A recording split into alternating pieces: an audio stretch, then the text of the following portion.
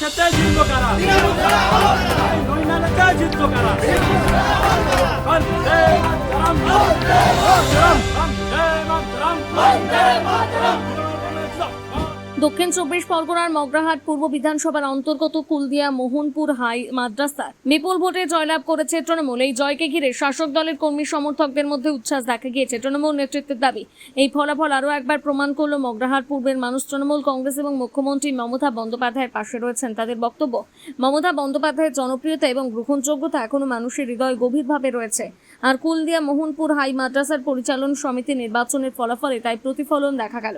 CPIM এবং কংগ্রেসের মতন দুই প্রতিদ্বন্দ্বী দলকে পেছনে ফেলে তৃণমূলের এই জয়কে আগামী দিনের রাজনৈতিক লড়াইয়ের ক্ষেত্রে তাৎপর্যপূর্ণ বলে মনে করছে দলের নেতৃত্ব। এখন দেখার এই জয়ের রাজনৈতিক প্রভাব আগামী দিনে মগরাহাট পূর্বের রাজনীতিতে কতটা পড়ে। কুলদিয়া ইউনিয়নের মানুষ, আমার মা বোনেরা, বয়স্ক প্রবীণ মানুষেরা, তাদের যে জয় এবং আশীর্বাদের ফলে আজকের আমাদের এই জয়। এই জয় আমাদের নিজস্ব কোনো কৃতিত্ব নয়। আপনারা দোয়া দিয়েছিলেন, আশীর্বাদ দিয়েছিলেন, তাই আজকের আমাদের প্রার্থীরা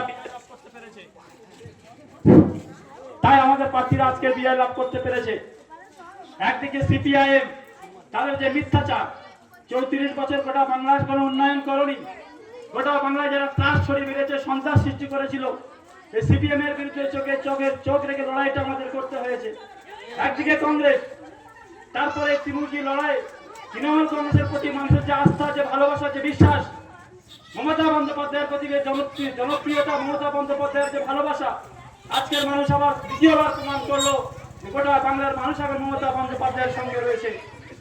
বিজেপির সঙ্গে সিপিআইএম এর যে জোট, এবার গঠবন্ধন আমরা দেখেছি, এবং তার পেছনে জাতীয় কংগ্রেস। তারপরেও আজকের তৃণমূল কংগ্রেস মনোনীত প্রার্থীদেরকে সর্বাধিক ভোটে জয়লাভ করেছি আমরা।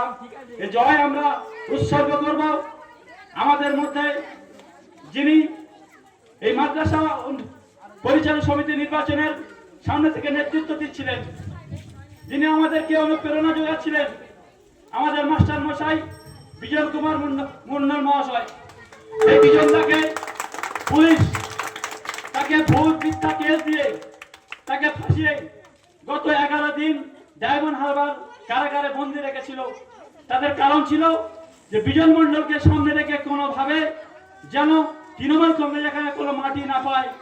কিন্তু তারা ভুল ভেবেছিল। তাদের জেনে রাখা দরকার, মোহনপুরের মাটি, কুলদিয়ার মাটি, নৈনালের মাটি তৃণমূল কংগ্রেসের দুর্জয় ঘাঁটি। আবার এখানকার মানুষ প্রমাণ করেছে যে মমতা বন্দ্যোপাধ্যায় বাংলায় থাকতে কোন বিজেপি, কোন বহিরাগত শক্তি, কোন সিপিআইএম, কোন কংগ্রেসের আগামী দিনে পরিশেষে একটা কথাই বলবো, এলাকায় আপনারা যারা মানুষ রয়েছেন, নির্বাচনে জয় পরাজয় থাকতেই পারে। যারা আজকের হেরে গিয়েছেন, যারা আজকের পরাজিত হয়েছেন, সিপিএম এবং কংগ্রেস বন্ধুদেরকে বলবো, আপনাদের প্রতি আমাদের কোনো রাগ, ক্ষোভ, অভিমান নেই। আমরা এক প্রতিবেশী, একই চায়ের দোকানে চা খাই, সকাল হলে একের সামনে সামনে দেখা দেখি। নিজেদের মনে রাজনৈতিক মতাদর্শ আলাদা থাকতে পারে, কিন্তু আমরা সবাই প্রতিবেশী, আমরা এক, আমরা ভাই ভাইয়ের সম্পর্ক বাতাবরণ তৈরি রেখে চলবো। আমরা কোনো অশান্তির পথে হাঁটবো না। মনে রাখতে হবে, যদি এখানে আজকের সিপিআইএম জিততো, হয়তো আমরা আজকের ঘরে থাকতে পারতাম না। যদি আজকের সিপিআইএম জিততো, এখানে আমাদের ছেলেরা হয়তো পতাকা তুলে থাকতে পারছে না। আপনারা দেখেছেন তারা লাঠি কেটে বান্ডিল বেঁধে রেখে দিয়েছে আমাদের কর্মীদেরকে মারার জন্য। আমরা কিন্তু মার খেতে প্রস্তুত ছিলাম, কারণ আমরা মমতা বন্দ্যোপাধ্যায়ের সৈনিক। মমতা বন্দ্যোপাধ্যায়ের মার খাওয়া দেখতে, জেল থাকতে মমতা অর্থাৎ যারা আমাদের প্রতি ষড়যন্ত্র করেছিলেন, মিথ্যা অপপ্রচার করেছিলেন, মিথ্যাচার গোটা এলাকাবাসীর কাছে প্রচার করেছিলেন, তাদের প্রতি আমাদের কোনো ক্ষোভ নয়, কোনো রাগ নয়। আসুন হাতে হাত মিলিয়ে এলাকার উন্নয়ন কিভাবে করতে হয়, এলাকায় শান্তি কিভাবে বিরাজ করে, সেই শপথ নিয়ে আমরা চলি। এই কথা বলে এখানে বক্তব্য শেষ করছি।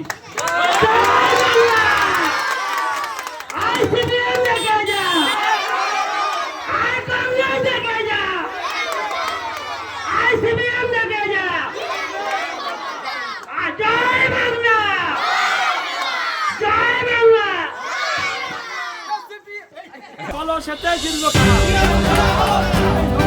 জিতবো কারা?